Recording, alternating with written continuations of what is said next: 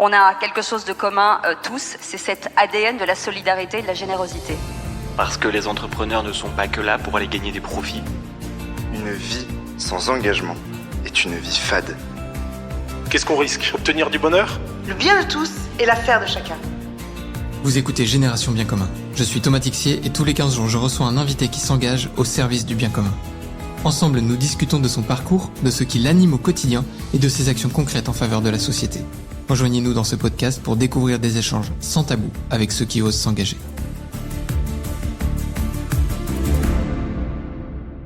Bonjour chers amis et bienvenue sur ce nouvel épisode du podcast de la Nuit du Bien Commun. Aujourd'hui, nous allons découvrir l'histoire derrière le pitch de Yves. Mais Yves, tu n'es pas seul. Aujourd'hui, vous êtes venu en binôme avec Arnaud. Bonjour tous les deux, comment allez-vous ? Bonjour Thomas. Bonjour Thomas, on va super bien. Très bien, merci de nous accueillir. Vous arrivez de Lyon, et à Lyon, Yves, t'étais sur scène pour 60 000 rebonds. Arnaud, tu es le parrain d'Yves. On va comprendre le principe de parrain dans la session de 60 000 rebonds.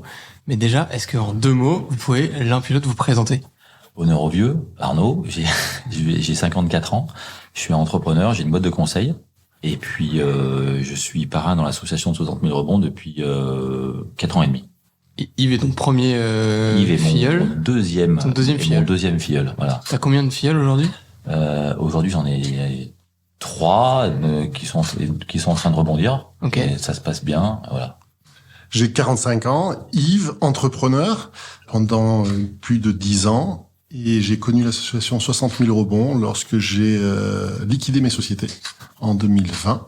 Et j'ai eu la chance de pouvoir avoir été accompagné par Arnaud, qui m'a vraiment connu dans la première période extrêmement compliquée sur le plan personnel et professionnel. Et 4 ans après, on se côtoie très régulièrement, on partage beaucoup de choses. Et on partage aussi nos histoires personnelles et nos évolutions personnelles 4 ans après. Voilà. Ouais, tout à fait. C'est une vie qui va largement au-delà de 60 000 rebonds et globalement, c'est ce qui se passe effectivement. Enfin, moi, à titre personnel, entre mes filleuls, anciens filleuls et moi, ça va au-delà. Donc voilà. Donc on a une mission pendant les 2 ans maximum que dure l'accompagnement. Pourquoi il y a cette limite ? Cette limite parce que déjà, il faut mettre des règles. Ouais. Il faut mettre des règles. Après, il y a des gens, c'est un maximum.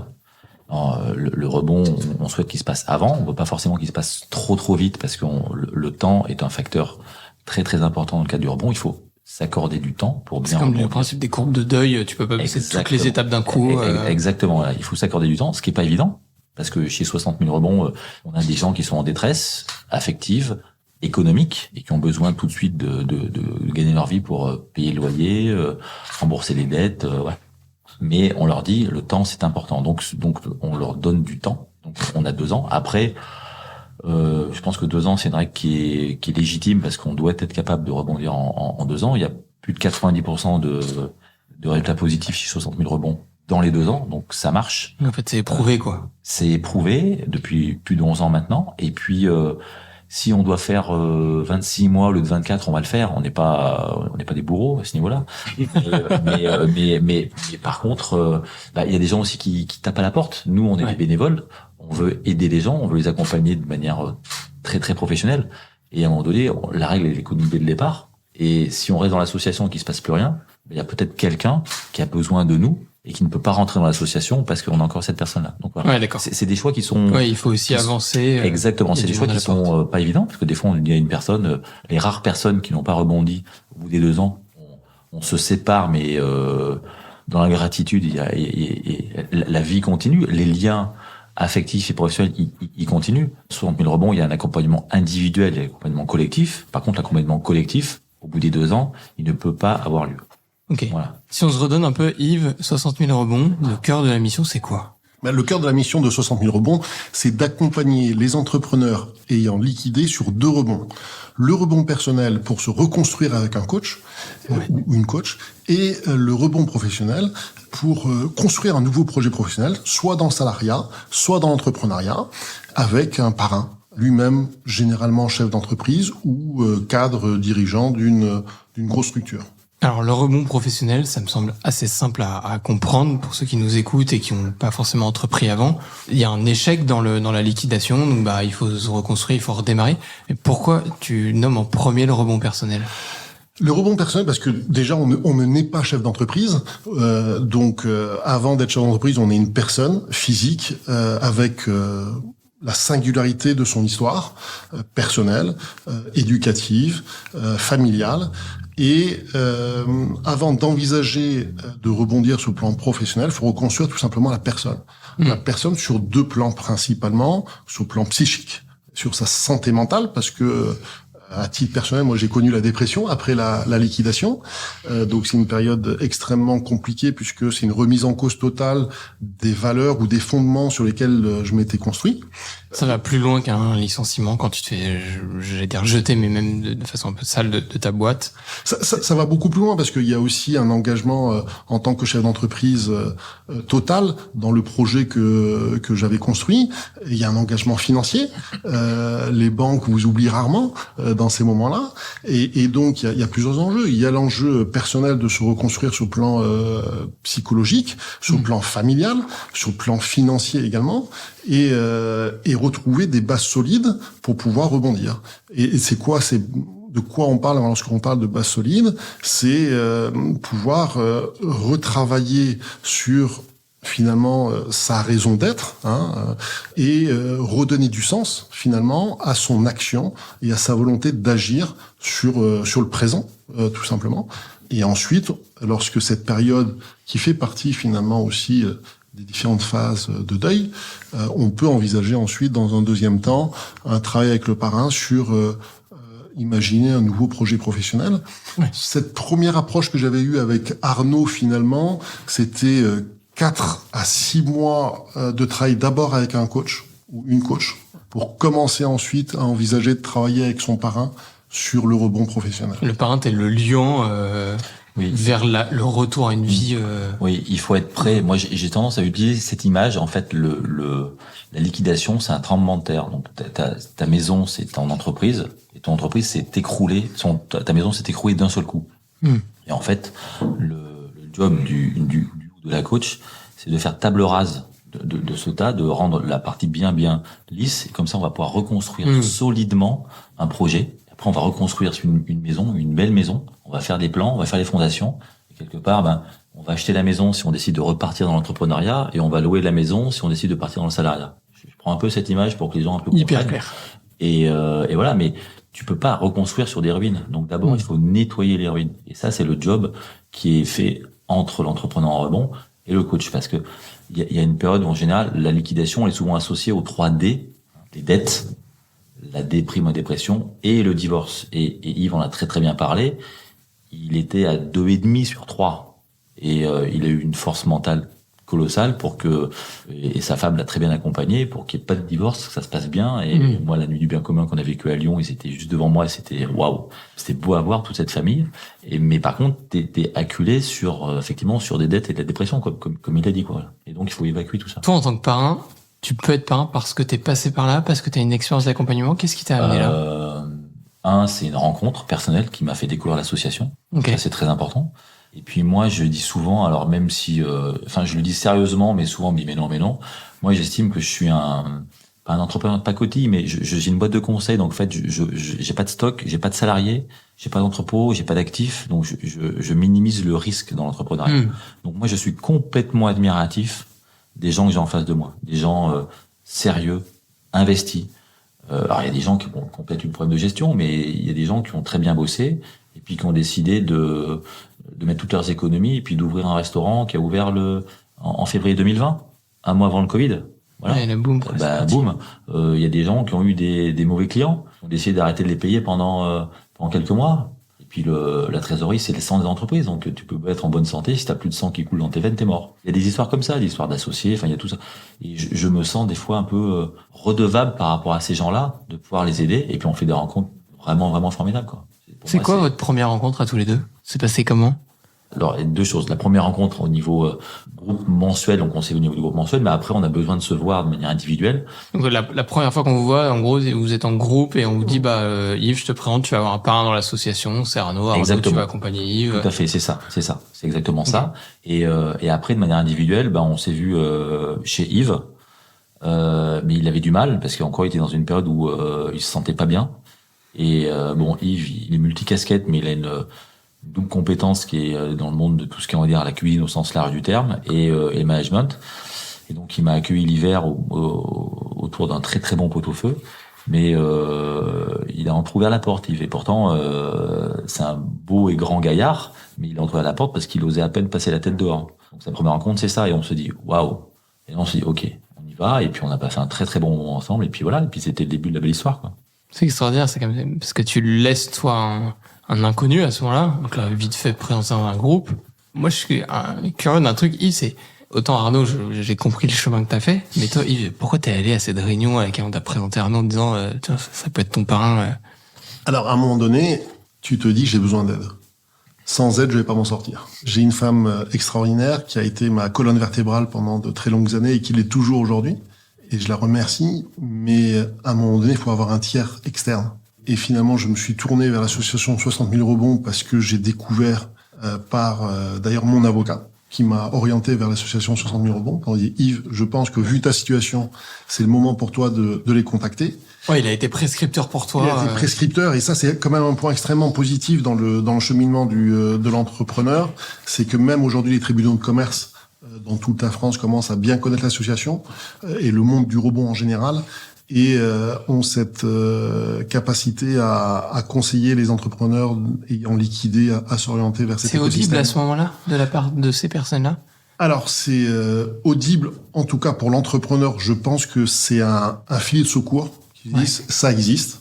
Ok. Et après, c'est un cheminement personnel, ça peut prendre plus ou moins de temps pour décrocher son téléphone et faire la démarche d'aller contacter l'association. Mais on dit, si nécessaire, au début, moi j'ai pris 3-4 mois, voire non, j'ai pris 6 mois avant de contacter l'association, parce que j'ai pas besoin d'association, j'ai besoin de personne, je me suis toujours sorti tout seul de toutes et je vais me démerder tout seul. Et à un moment donné, il y a ta femme ou ton entourage qui dit, Yves, je pense que tu as besoin d'aide. Et là, tu commences à être à l'écoute, parce que tu te sens pas bien du tout. Et aujourd'hui, voilà, 60 000 rebonds m'a accueilli. Faut dire aussi quand même que l'association fait un premier filtrage pour s'assurer que l'entrepreneur ayant liquidé, ce n'est pas une liquidation frauduleuse, aussi, pour s'assurer de la qualité, entre guillemets, des entrepreneurs qu'ils accompagnent. Et donc, il y a un comité, on va dire, pas de sélection, mais un comité de validation, d'engagement. Voilà. Le terme engagé, c'est important. On veut que les gens s'engagent dans l'association. Voilà. Comité d'engagement qui permet ensuite... Ça se passe comment, de mots, Arnaud? Vous avez les dossiers, Exactement, on a le dossier de l'entrepreneur. C'est en gros, alors c'est soit depuis le Covid, c'est beaucoup fait en visio, et puis c'est pratique, comme ça on peut gagner quand même du temps.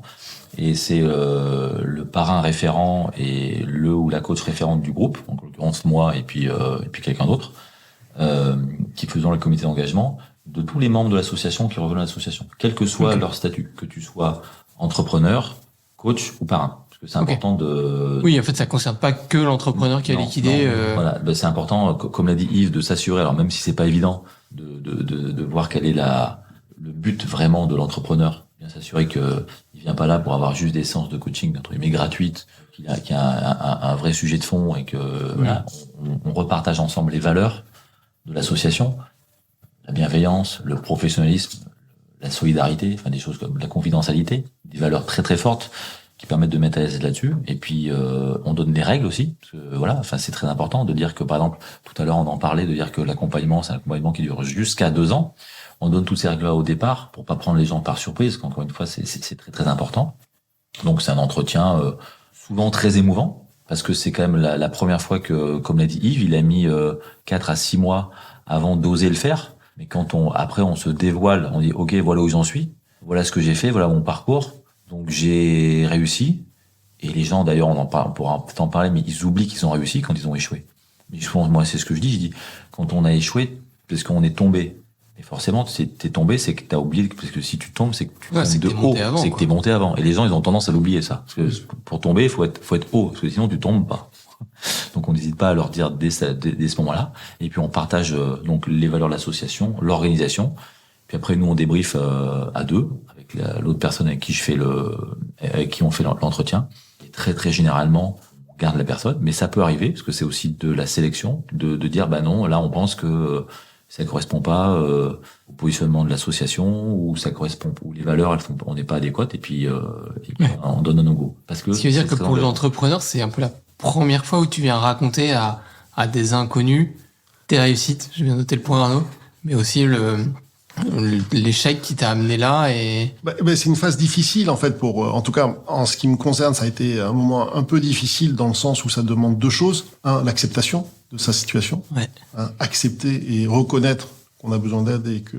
Oui, parce que tu vas en parler à des gens qui sont pas concernés par la procédure judiciaire, Non. Ils font pas partie de ta famille. Exactement. Donc l'acceptation et deux, parler de sa vulnérabilité finalement. Parce que c'est dire voilà, je suis tombé, c'est un échec. Et donc toute cette phase d'acceptation là, c'est de pouvoir aussi le verbaliser à un moment donné à des inconnus. Et en même temps, tu te rassures en disant que voilà, c'est une association professionnelle qui a l'habitude d'accompagner des chefs d'entreprise ayant liquidé. Et tu te raccroches finalement aussi après au process et à toute l'organisation extrêmement professionnelle qui a mis en place 60 000 rebonds sur les antennes régionales, quoi. Et ce qui fait extrêmement, en tout cas qui fait beaucoup de bien, c'est de pouvoir se rendre compte qu'on n'est pas tout seul. Qu'on n'est pas tout seul parce qu'on a des pairs, chefs d'entreprise, qu'on revoit tous les mois. Et tu te dis, t'es pas le seul con ayant liquidé ayant liquidé une ou plusieurs entreprises en France. Et Arnaud parlait très bien de l'isolement. Le premier isolement, c'est l'isolement mental. C'est les barrières mentales, en l'occurrence, que je m'étais mise pour dire, mais Yves, quelle est ta valeur aujourd'hui?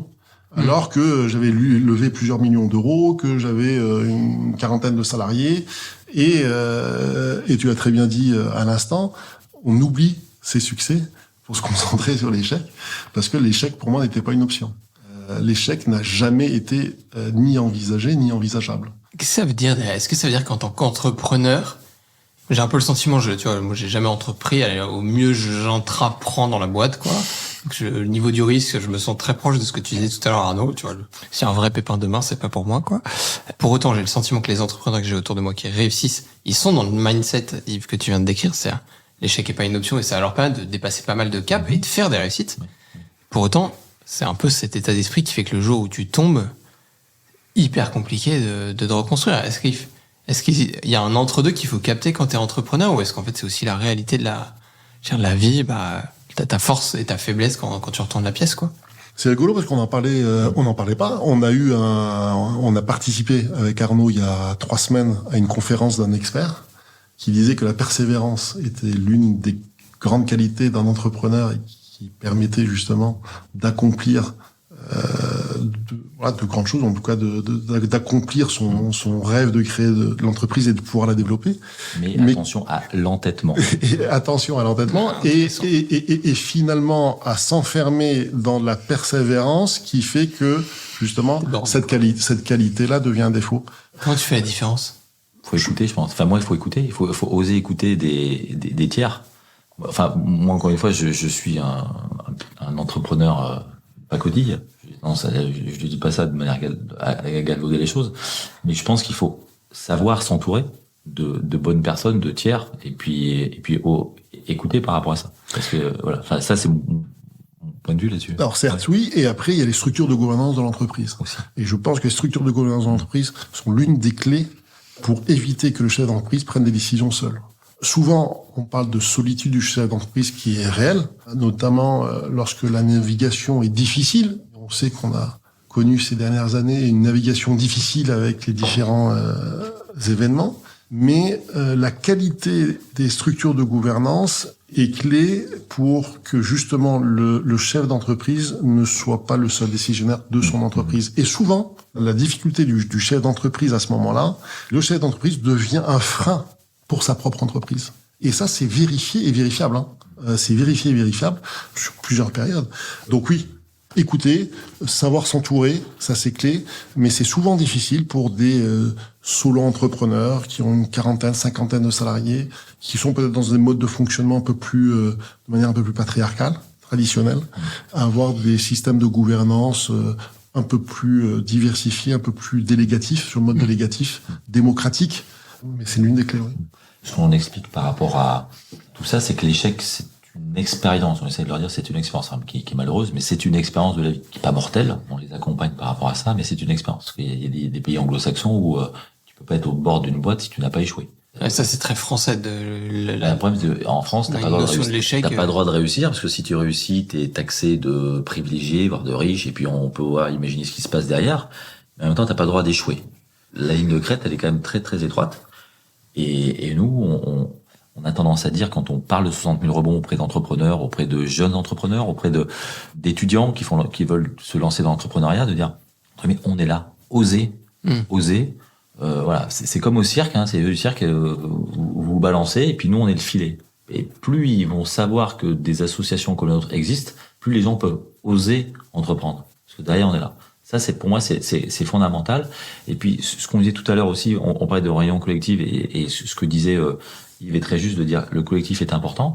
Nous, on oblige quasiment les entrepreneurs à venir à ces réunions mensuelles, parce que déjà, ils sont cassés l'isolement, donc ça, c'est très bien. Et en plus, ils apportent aux autres. Parce que on fait de l'intelligence collective, on a des petits sujets entre nous, et ils vont se rendre compte qu'ils sont capables de donner des réponses positives à une question. Et rien que donner une réponse à une question, c'est le début du rebond. Parce qu'on se dit, ah bah oui, je deviens utile, parce qu'on m'a posé une question, j'ai répondu à la question. Ça, je trouve que c'est tellement fort dans le quotidien de quelqu'un qui est en difficulté. Tu mets dans la posture de transmettre. Déjà, il sort d'une partie de sa difficulté parce qu'il retrouve de la valeur à ses propres yeux. Exactement. Ce que vous avez dit là, ça me fait poser deux questions. C'est, est-ce que vous accompagnez aussi des entrepreneurs associatifs? Et la deuxième, j'ai un peu le sentiment que c'est un peu de compétences différentes de lancer une boîte et de la structurer. Et est-ce que c'est quelque chose que vous identifiez aussi dans les gars qui rebondissent ou qui ont un problème d'arriver à la liquidation tu parlais des structures de gouvernance et du boss qui devient un peu le frein de sa boîte. Est-ce que vous avez un avis, un regard là-dessus par l'expérience? Tu réponds à la première question, je réponds à la deuxième question? Oui, j'ai pas de réponse à la première question. J'ai pas de réponse à la première question. Non, j'ai jamais eu le cas. Non, en fait, parce que je suis pas un dingo des statuts, mais comme on travaille sur l'entrepreneur qui a échoué, donc le côté associatif qui échoue. Alors, par rapport au statut, parce qu'il faudrait quelque part. Où t'as pas de forme de liquidation. Exactement, ça fait une forme de liquidation, toi, parce que là, quand t'es solidaire de ta boîte et que t'as ta maison qui est en jeu, toute ta famille et autres, ça arrive pas dans le cadre, enfin, normalement, c'est, je pense pas que ça arrive. Ou alors c'est une association frauduleuse, mais là, on va pas gérer non plus. Mais ça, c'est un point important, ce que tu dis, parce que finalement, l'entrepreneuriat revêt plusieurs formes. Là, on parle, pour l'association 60 000 rebonds, quasiment exclusivement d'entrepreneurs qui sont cautions solidaires des dettes de leur entreprise. D'accord. On n'est pas en train de parler sur 60 000 rebonds d'entrepreneurs ayant levé des fonds à titre privé, d'accord, pour se lancer, qui ne sont pas cautions solidaires des dettes de l'entreprise. Moi, je suis caution solidaire des dettes de mes entreprises. Ce qui en fait fait la bascule psychologique. Et qui fait la bascule psychologique, parce qu'à un moment donné, et qui est l'une des raisons pour lesquelles l'entêtement se poursuit. Parce que quand tu te dis, à un moment donné, je me suis dit, Yves, soit tu liquides suffisamment tôt, mais tu as des dettes importantes, ta boîte, tes entreprises ont des dettes bancaires importantes, et je suis caution à hauteur de 50%, BPI cautionne les 50 autres %. Quand tu te dis, tu as 600 000 euros qui deviennent tes dettes personnelles, tu réfléchis à deux fois, tu dis, est-ce que je m'entête pas à essayer de sauver, et en tout cas à poursuivre l'activité et à trouver des solutions, plutôt qu'à arrêter et te dis, là j'ai 600 000 euros de dettes. Ouais. Parce que les dettes de l'entreprise, tant que l'entreprise est en activité, c'est elle qui les rembourse. Pour répondre à ta deuxième question, qui est de dire créer son entreprise et ensuite de la structurer, évidemment, c'est deux phases très différentes. Ce sont deux phases qui demandent des qualités très différentes. Et souvent, lorsque l'entreprise arrive à un certain niveau de développement, évidemment qu'il est conseillé que le créateur passe le relais à un DG opérationnel, DG qui va structurer le siège, qui va structurer avec des process. Souvent, les entrepreneurs sont très bons dans cette première phase de création, de vision. Ils portent la vision, ils portent la stratégie, ils donnent du sens à l'action. Ça, c'est extrêmement important. Ils donnent du sens aux équipes. Ils arrivent à embarquer un collectif. Et à un moment donné, on en revient, ils deviennent un frein. Et c'est cette capacité à transmettre le flambeau à un DG qui va déjà soulager l'entrepreneur, Oui, ça veut pas dire que l'entrepreneur part. Ah bah non, pas du tout. Il reste au contraire, mais il va s'occuper surtout de la vision, des opportunités et de la stratégie, et le DG va s'occuper du quotidien, grosso modo. Et souvent, les entrepreneurs sont pas très bons dans le quotidien parce que ça les emmerde, et préfèrent plutôt porter la vision, et le DG est plutôt bon dans le quotidien, dans la gestion opérationnelle, et dans la mise en place de process. Je vous fais un petit partage, les gars, mais c'est assez marrant parce qu'on vient pile de passer cette bascule chez Obol. Quand on s'est vu à Lyon, on était en plein, j'allais dire, dans la, j'emploie le mot tourmente, mais peut-être un peu fort, mais tu vois, dans le moment où le bateau bouge, et tu dis, ok, en fait, faut qu'on crée ces instances de gouvernance. On a créé un CODIR qui n'existait pas avant. On va accueillir un DG, là, en septembre. Vraiment, en fait, c'est ces points de levier-là où on se dit, ok, on est arrivé à ce point de bascule-là. Il y a une vision, mais ça y est, on a trouvé notre business model, on a trouvé là où on était bon. On arrête de créer, j'allais dire, un peu partout, et on se lance avec ces deux métiers du conseil / influence et de l'événementiel, et on structure. Et effectivement, et c'est la première fois dans l'histoire de Bol, on allait chercher vraiment des têtes, j'allais dire, qui vont rentrer au niveau CODIR, tu vois, qui sont pas des têtes qui ont grandi dans la boîte, parce que c'est des compétences, dont on n'avait pas besoin au départ. Et donc, en fait, il faut aller chercher un peu ces têtes à l'extérieur, qui vont t'apporter cette bulle d'air. Alors, évidemment, ça fait pas sortir les gens de la boîte, mais ça structure. Et moi, je suis hyper enthousiaste des mois qu'on va vivre là, de cette nouvelle phase, tu vois. Mais plein dedans. Mais, enfin, pour moi, c'est top, mais après, je trouve que ça nécessite quand même beaucoup de maturité de la part du créateur ou l'initiateur de ça, parce qu'il faut oser de dire, ok, j'ai entre guillemets atteint une certaine limite de compétence, entre guillemets, même de manière égoïste, arriver à se sortir de ce schéma-là, dire ok, je délègue par rapport à ça. Enfin, c'est carrément pas évident, et ça nécessite effectivement d'écouter, ça nécessite de l'écoute de tiers, pour pas de gouvernance, mais de réfléchir à ça, pour arriver à continuer à se structurer et à développer une boîte, quoi. Parce que par contre, effectivement, à l'inverse, si on s'entête, on peut mettre en danger sa propre structure, avec pourquoi pas les salariés qui sont autour, parce qu'on parle quand même on peut parler de dizaines ou de centaines de salariés dans ce cas-là, plus le capital, plus tout ce qu'on a investi, quoi. Et en même temps, 90% des entreprises en France ont moins de 10 salariés. Oui. Et donc, on parle de structure de gouvernance, on parle de pouvoir recruter un DG, et ces 90% d'entreprises qui ont moins de 10 salariés, je crois, c'est la statistique, n'ont pas cette capacité-là. Et donc, comment tu fais quand ça cette taille-là pour créer des organes, parce que c'est sûr que quand t'es 10, si tu fais une organe de 3, c'est un tiers de ta boîte, quoi. Et donc, tu as cette situation où le chef d'entreprise créateur et son propre directeur général s'est occupé de la création de son entreprise, de son développement, et c'est là où le risque est grand, à un moment donné, de pas avoir ou de pas être accompagné par soit une structure externe, soit un consultant externe qui alerte des décisions que prend le chef d'entreprise. Et à un moment donné, quand la difficulté ou que le bateau commence à tanguer, c'est aussi difficile pour le chef d'entreprise de payer du consulting externe parce que les revenus, les chiffres d'affaires, la profitabilité de la structure n'est pas suffisamment importante pour faire appel à des éléments externes. Alors, t'as complètement raison, mais après, alors moi, égoïstement, je parlais de mon petit gars, moi, je ne veux pas croître. Comment tu fais ça? Ça, c'est une vraie difficulté. Non, mais ça, je vais te dire, moi, en tant qu'entrepreneur, j'ai souvent entendu ce discours-là. Je peux le comprendre, mais j'ai beaucoup de mal avec ce concept. Pour juste qu'on pose le truc, quand tu fais du conseil, croître, c'est prendre une mission de plus, puis 2 missions de plus, 3 missions de plus, si tu fais un collaborateur en plus. Ou, si tu veux pas le faire, tu dis, cette mission-là, je la prends pas. Je le co-traite, je le sous-traite. Tu le sous-traites, ok. Donc moi, mon job, ça fait à peu près 25-30 ans que je suis dans le milieu. Je ne vais pas trop dans les détails parce que je suis pas là pour parler de moi. Mais quand on est plutôt bien ou bienveillant ou attentif aux gens, les gens, on les garde à vie, quoi. Et moi, j'ai une espèce de réseau, d'écosystème, de hub de compétences. Et au gré des missions qui peuvent arriver, je vais solliciter ces personnes-là qui sont soit dans leur propre structure, qui sont freelance, voire même des fois qui sont salariés et qui arrivent à se détacher du temps pour travailler avec moi. Mais c'est des gens qui travaillent avec moi. Je dis jamais pour moi, mais je dis avec moi. Pour au sens collaborateur, avec au sens externe à la société. Exactement, voilà. Mais moi, c'est un choix personnel que je fais. Tu veux dire que tu crois quand même en termes de business, je crois pas. T'es équivalent tous les ans? Ça dépend. Mais en fait, j'ai ma ligne de flottaison. Et l'objectif, c'est d'être au-dessus pour pouvoir après faire des choses qui sont sympas, pouvoir dégager du temps pour faire de l'associatif. Parce que, à force je peux pas, pour faire de l'associatif, il faut quand même avoir des revenus, parce que sinon, on est entrepreneur en rebond.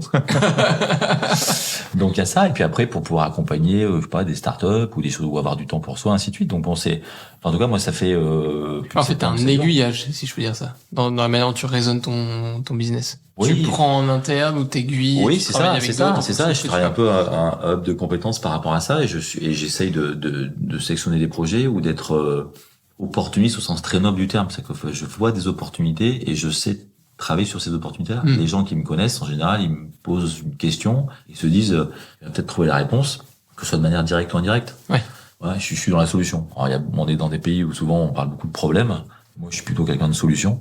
C'est d'ailleurs pour ça que 60 000 rebonds, ça me va très bien, parce qu'on est là pour apporter des solutions. Là, clairement, les problèmes, ils sont là. Donc... Alors, peut-être pas que l'association doit apporter des solutions, mais créer le terreau nécessaire à ce que l'entrepreneur et l'environnement et que l'entrepreneur trouve ses propres solutions. Tu as raison. C'est voilà, un petit. Tu as raison. C'est l'entrepreneur. Tu as raison, parce que là-dessus, on est très strict sur le sujet.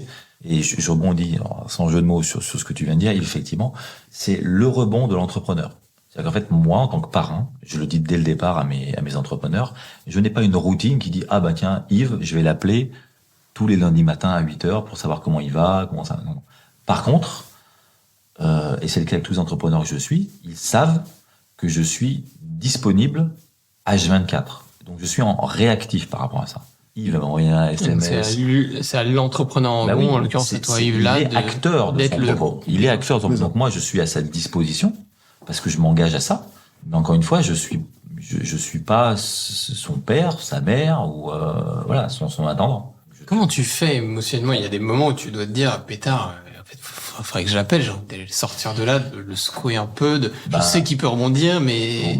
Alors là, c'est un peu l'expérience qu'il fait, parce qu'en fait, quand tu l'appelles, après, tu peux le faire. Mais quelque part, c'est une fausse barbe. Parce qu'en fait, tu vas l'appeler une fois, deux fois, il va dire oui, ça va, alors qu'en fait, ça va pas.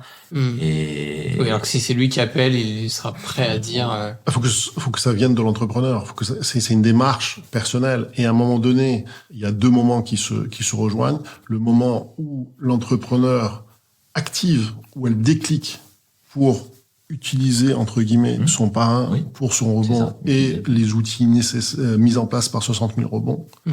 Et le moment où il est prêt à rebondir. S'il n'a pas appelé avant son parrain, c'est que intérieurement, il n'était pas prêt à rebondir. Et que il y a cette concomitance de temps qui se réalise. Et je crois que c'est important de pouvoir aussi respecter finalement la chronologie et le temps de chaque entrepreneur. Chacun va prendre le temps nécessaire. Certains vont réagir plutôt très rapidement, d'autres prendront plus de temps. Et il y a cette maturité personnelle qui doit se faire. Mais c'est pas leur faire un cadeau que de trop les couconner, parce que quand on parle d'envol, mais on peut parler d'envol, c'est comme si donc à un moment donné ils vont être autonomes par rapport à ça. Donc même s'ils viennent de l'entrepreneuriat, ils vont y retourner ou dans le salariat, mais à un moment donné ils vont être confrontés à nouveau au monde, qu'il soit salariat ou entrepreneuriat. Donc si on les chouchoute trop, si on prend trop, entre guillemets, trop soin d'eux, c'est pas un cadeau à leur faire. Donc effectivement, moi j'insiste et on travaille beaucoup avec l'équipe, avec l'ensemble des parrains et des marraines à ce niveau-là. On dit non, votre rôle c'est bien sûr c'est d'accompagner, mais après les gens ils font ce qu'ils veulent. Hein. Encore une fois, on est une association, on rend compte à personne, mais on a travaillé ça très très longuement et très clairement, c'est l'entrepreneur en rebond qui doit oser se prendre en charge et sentir le moment venu. Oui, ok, j'ai besoin du parrain ou de la marraine. Après, par contre, nous, on se doit d'être là. Et de pas dire, attends, je suis pas dispo, ainsi de suite et autres. Moi, grosso modo, je dors pas beaucoup, j'ai une amplitude horaire assez large, et les gens, ils savent que de très tôt le matin à très tard le soir, sinon SMS, pour anecdote, ce matin, à 7h20 ou 7h30, j'ai eu une entrepreneuse qui, on a échangé pendant 25 minutes au téléphone. Ouais, donc réveil matin, on peut imaginer après une nuit qui a dû être un peu mouvementée de son côté, et il s'est dit bon ok. Ouais, non, c'était pour des belles nouvelles, des beaux projets, ainsi de suite. Donc on a parlé de ça, mais voilà, mais je lui avais dit hésite pas, moi je suis disponible, hésite pas, parce que c'était même pas l'entrepreneuse que j'accompagne, c'était dans une réunion collective mensuelle. Ouais, donc il y a un vrai collectif qui se crée. Complètement. J'avais dit moi je peux t'aider.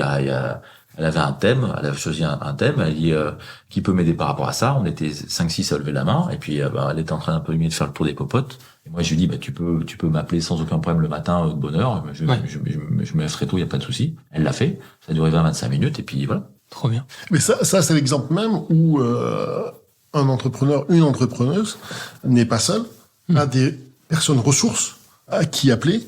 Et je crois que c'est extrêmement important pour les entrepreneurs de faire partie de réseaux. Je pense au CJD, Centre des jeunes dirigeants, où on peut mobiliser, dont j'ai fait partie, où on peut mobiliser plusieurs chefs d'entreprise pour des actions de regard sur sa propre entreprise et de partage. C'est extrêmement important justement pour éviter, en tout cas pour éviter cet entêtement ou cette persévérance qui peut aboutir malheureusement à la liquidation.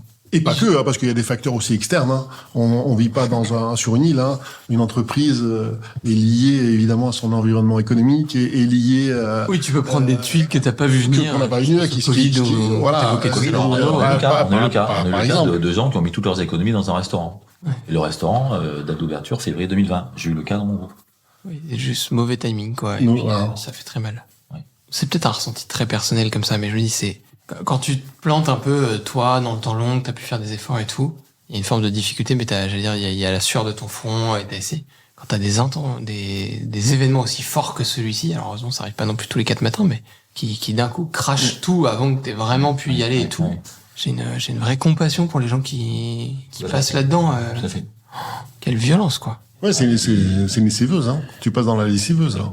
Il fait un peu partie de ce cas-là. Ça n'a pas été la seule cause, hein, mais ça fait partie des causes. Mais oui, c'est une expérience. Alors oui, enfin, on essaie de se dire, c'est facile vu de côté par rapport à moi, mais on essaye de se dire que ces échecs, quels qu'ils soient, ça doit rester des expériences et au bout du bout, on en ressort plus fort. Enfin moi, quelque chose dont je veux parler parce que c'est exceptionnel, c'est les gens.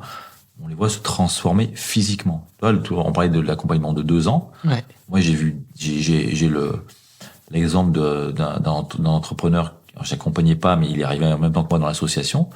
Je peux juste nommer son prénom, mais je pense qu'il se reconnaîtra s'il écoute le podcast. Vincent, il est arrivé, il boitait. On lui avait dit, tu ne pourras plus porter tes filles. Hein, t'as 2 enfants, il ne pourra plus porter tes filles parce qu'il avait le dos qui était cassé. Et en fait, il est arrivé à se reconstruire. Son visage s'est rosi au fur et à mesure des mois. Il a pu remarcher, refaire du sport, porter ses filles à nouveau, et puis il a fait un rebond super, et j'embrasse. Non, s'il nous entend. Vincent, voilà. Pense à toi. C'est canon. Ça, je trouve que c'est parmi les plus belles histoires. Moi, il y a un truc qui m'a beaucoup touché, tu vois, on en parlait tout à l'heure en off, là, avant de lancer les recs, mais le fait que toi, Yves, tu sois monté sur la scène de la Nuit du Bien Commun à Lyon, je dis, avec toute la galère que t'as passé avant, c'est pas Arnaud, c'est pas, un représentant de l'association qui vient te dire, franchement, on fait des trucs un peu sympas, c'est cool, venez regarder, soutenez-nous, etc. Non, tu montes sur scène, déjà, t'es en train de dire, les gars, si je suis là, c'est parce qu'à un moment, je me suis viandé dans les grandes largeurs. J'ai beaucoup aimé Arnaud, ton image, d'ailleurs, j'ai écrasé le ballon du 60 000 rebonds, il était plat, j'ai rebondi, et là, tu viens même pas pour toi, parce qu'en fait, toi, c'est réglé, j'ai envie de dire. Puis t'es probablement outillé si demain tu craques une autre boîte, ce que je ne te souhaite évidemment pas. C'est quoi l'énergie qui te fait dire, tiens, je vais monter sur scène, je vais aller chercher des dons pour les autres L'énergie est finalement assez simple à expliquer. C'est-à-dire plus jamais ça, déjà, et de dire, c'est possible de rebondir. C'est plus jamais ça pour toi? Plus jamais ça pour moi, mais c'est possible, 1, de rebondir, 2, c'est possible de se reconstruire, et 3, n'ayez pas peur. N'ayez pas peur d'échouer. Pas de réussir, n'ayez pas peur d'échouer. Parce que l'échec n'est qu'une expérience, ce n'est qu'une phase, ce n'est qu'un passage. Et finalement, je le dis maintenant assez souvent, on a tous échoué dans sa vie, tous, notamment entre 6 et 15 mois. On a mis peut-être plus de 300, 400, 500, 600, 1000 fois à essayer de marcher, à tomber, à essayer de marcher. Si nos parents nous avaient mis dans le landau pour dire, t'as échoué de marcher, tu restes dans ton landau, on serait assez nombreux dans des landaux. On serait tous dans les landaux encore aujourd'hui. Et donc, finalement, l'échec est inhérent à la vie. Ouais. Et c'est pour ça que je suis là aussi aujourd'hui, pour dire, changeons le regard sur l'échec. L'échec n'est qu'un passage, ça renforce, ça apporte de l'expérience, et ça permet de la résilience dans un environnement qui bouge en permanence, qui est toujours évolutif, savoir s'adapter, savoir finalement témoigner de sa propre expérience, donne de l'énergie aussi à un collectif, donne de l'énergie aux entrepreneurs qui n'osent pas, ou des salariés qui n'osent pas entreprendre, parce que ils ont cette peur d'échouer. Et t'as complètement raison. Et c'est ce que je disais tout à l'heure. On se sent un petit peu le filet de protection des entrepreneurs par rapport à ça. J'aime beaucoup cette image. Et l'entrepreneur, en plus, crée de la valeur, crée de l'emploi.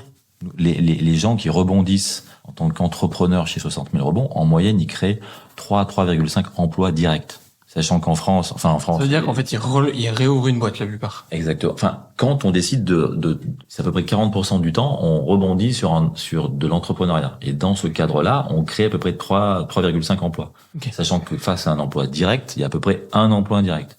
Donc, quelque part, tu peux imaginer que quelqu'un qui repart dans l'aventure entrepreneuriale après 60 000 rebonds, il va créer entre 6 et 7 emplois en France. C'est magique. Donc en plus, on est créateur d'emplois quelque part. Donc forcément, on a envie d'aider. C'est là où tu reviens sur la valeur de l'échec. L'échec est un apprentissage et si tu l'intègres. Exactement. Et en même temps, ce sont de vrais talents qui peuvent être recrutés par des entreprises bien en sûr. tant que salariés. Bien sûr. Et partager justement en interne cette expérience-là, c'est aussi extrêmement riche pour des organisations économiques, Tout à fait. quelles qu'elles soient. Yves, tu m'autorises une question sur cet échec? Ah ben on est là pour sans filtre. Authentique et sans filtre. T'es là, t'es relié aux dettes de l'entreprise. Tu rebondis, là on a la partie psychologique, on a la partie humaine, tu retrouves un job, tu relances une boîte. Ces dettes, elles sont pas effacées par magie. Comment tu gères ça dans le quotidien? Ben c'est quand même assez rigolo, si je peux utiliser ce terme, que tu en parles maintenant.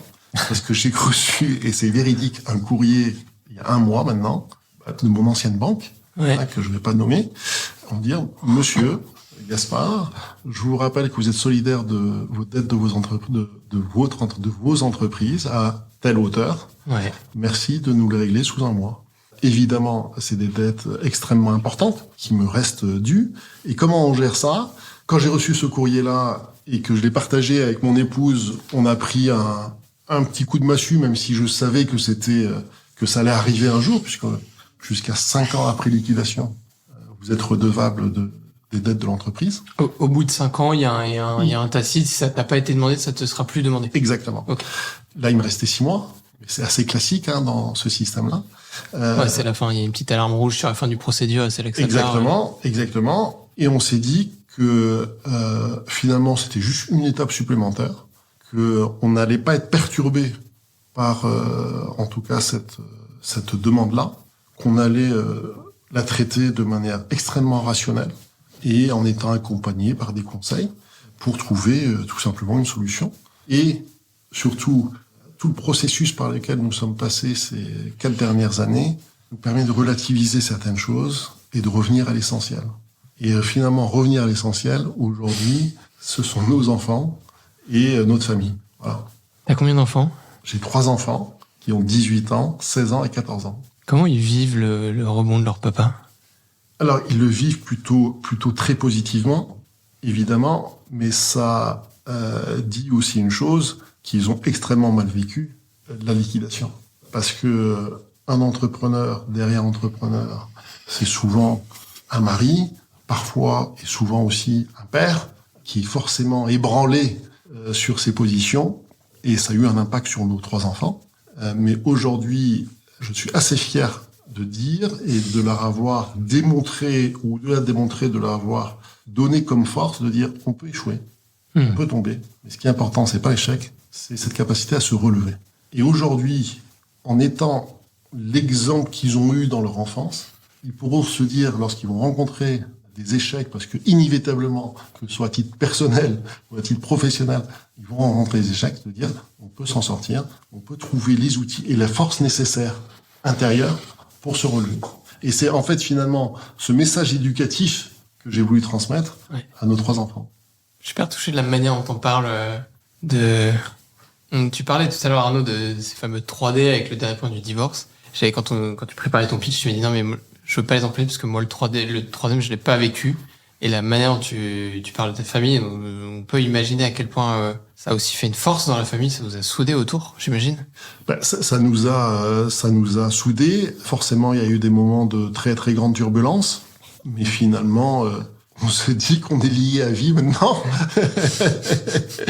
et c'est plutôt chouette parce que ce que je vais dire là, je crois profondément dans le sens où on vit une époque où beaucoup de choses peuvent sembler interchangeables, peuvent passer sans vouloir faire l'effort de vivre le moment ou de garder les choses, parce qu'on se dit, on va découvrir autre chose.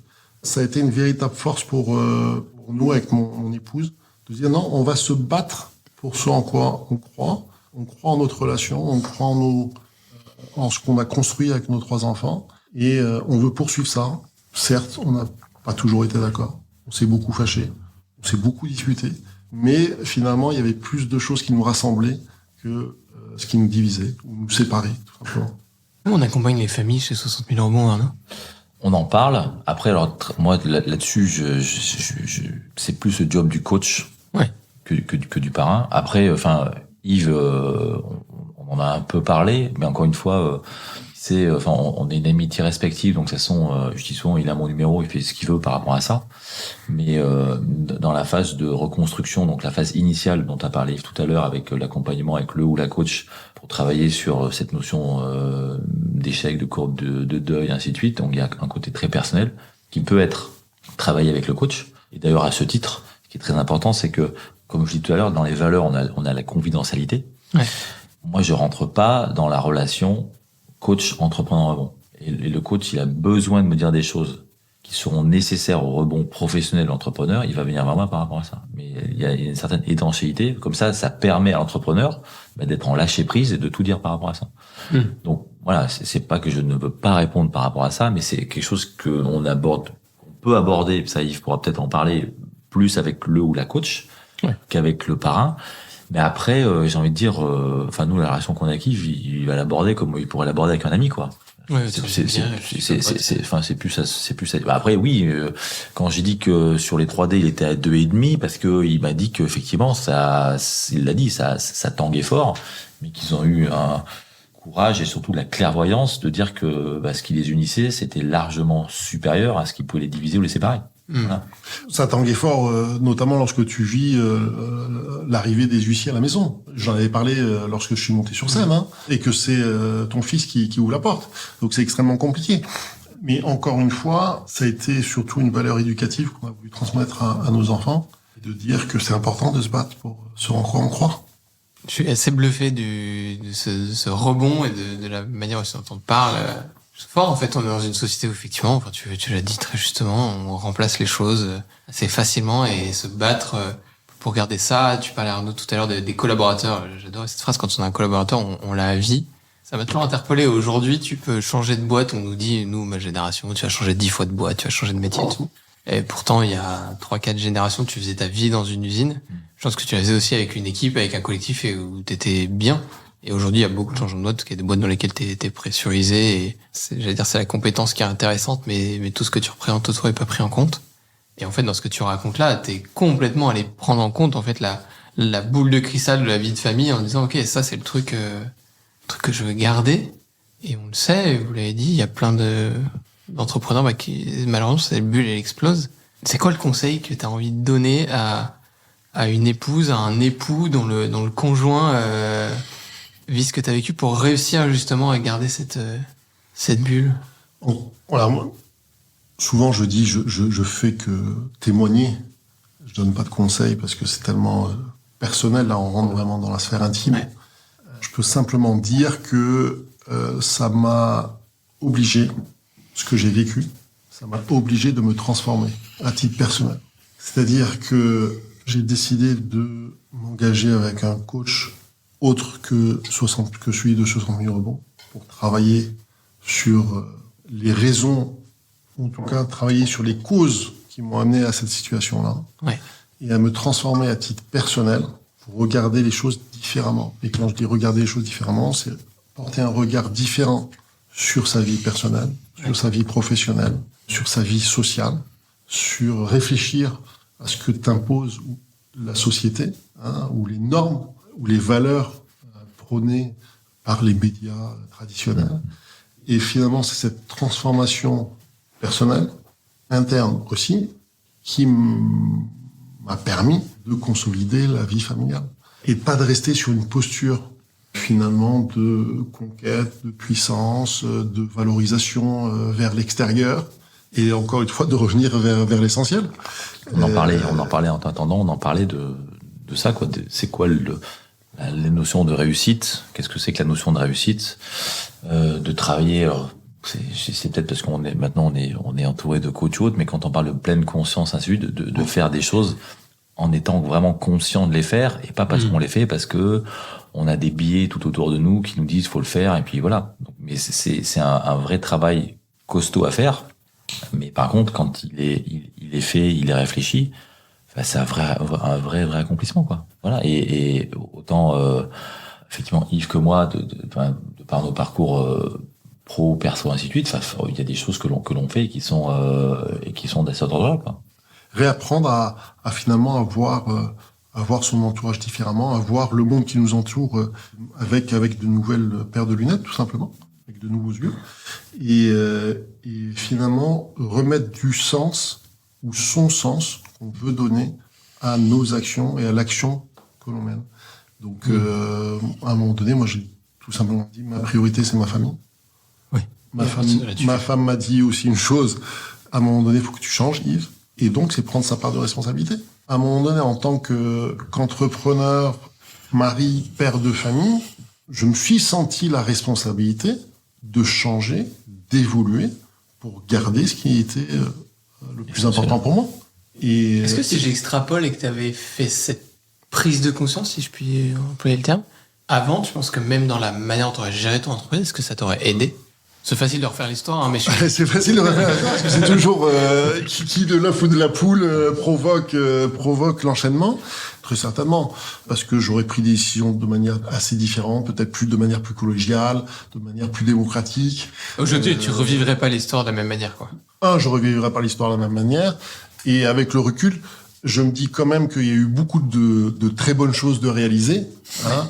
Et ça c'est très important de se le dire, qu'il y a quand même aussi eu un environnement et un enchaînement de situations que je ne pouvais pas maîtriser.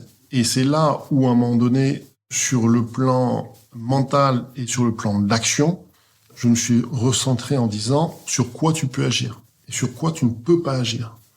Sur ce que c'est pas simple, ça, je trouve. Non, sur ce que tu ne peux pas agir, sur quoi tu ne peux pas agir. Ce n'est pas de ta responsabilité. C'est pas ta responsabilité. S'il y a des manifestations devant ton établissement ou devant ton entreprise qui bloquent la réalisation de ton chiffre d'affaires, tu peux rien faire contre ça.